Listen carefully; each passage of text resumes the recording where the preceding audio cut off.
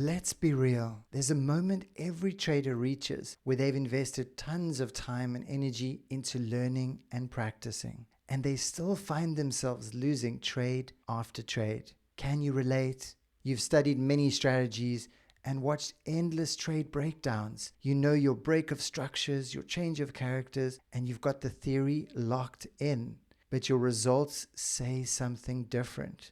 You jump into trades too early, you enter into trades too late, you wait patiently only to miss the move. You flip bias mid-trade, then watch price go in the original direction. It's frustrating, and it can cause you to wonder if my strategy is broken or if it even works. Because that's exactly what I thought when I started to doubt what I was doing, which caused me to always start to seek something else. And I'd been trading for years, and I was drowning in strategy content.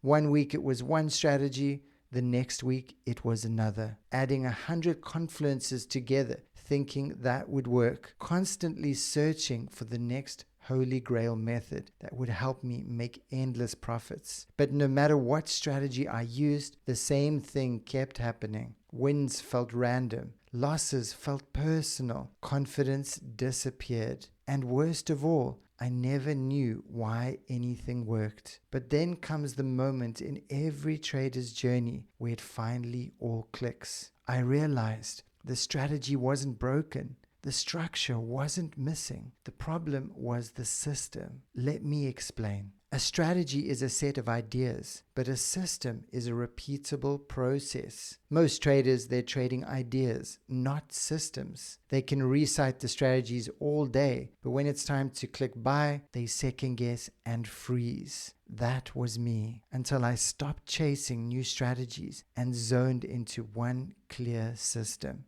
It had to do three things. Number one, tell me the narrative of the market. Number two, show me the best place to enter. And number three, keep it mechanical to stop me from guessing. That's it. So I simplified it and I rebuilt everything from the ground up. And here's what I came up with. Step number one, higher time frame directional bias. I don't touch the charts until I know what smart money is doing. Are they continuing the trend with break of structure to the upside or the downside? Are they reversing it with failure to displace patterns forming? Or is price in indecision, forming lower highs and higher lows? But if your bias is not clear, it's best to stay out. Step number two, high probability key levels. Once bias is clear, I mark a clean key level, a high probability zone where price is likely to react. No random levels, no overmarked charts, just one zone that aligns with liquidity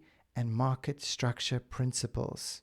I like to use swing highs and swing lows and fair value gaps. These are high probability reaction zones. Then step number three, CISD entry. When price comes to my key level zone, I wait for the compression, inducement, sweep, displacement pattern. If it shows up, I enter. If not, I skip. That's the one shift that changed everything. Because suddenly my strategy had structure. My process was mechanical and repeatable.